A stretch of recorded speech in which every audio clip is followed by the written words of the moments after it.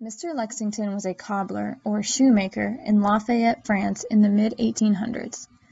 The Industrial Revolution was on the rise all across Europe in 1860, and Mr. Lexington soon found himself swept into the middle of the changing world.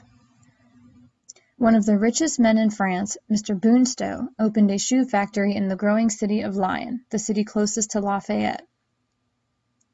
Soon, Mr. Lexington was out of business and working in the factory as part of an assembly line. Assembly lines reduce skill level by appointing a small task to each worker.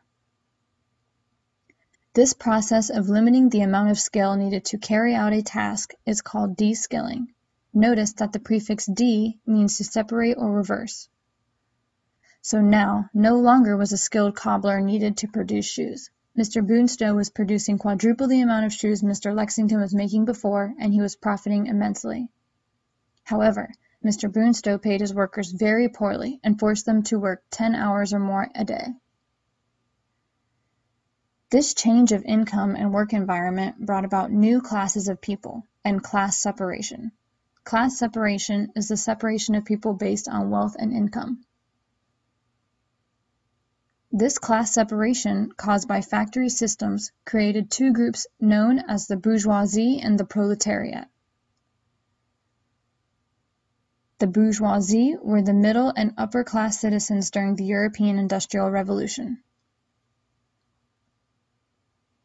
The proletariat were the poor working class citizens during the European Industrial Revolution.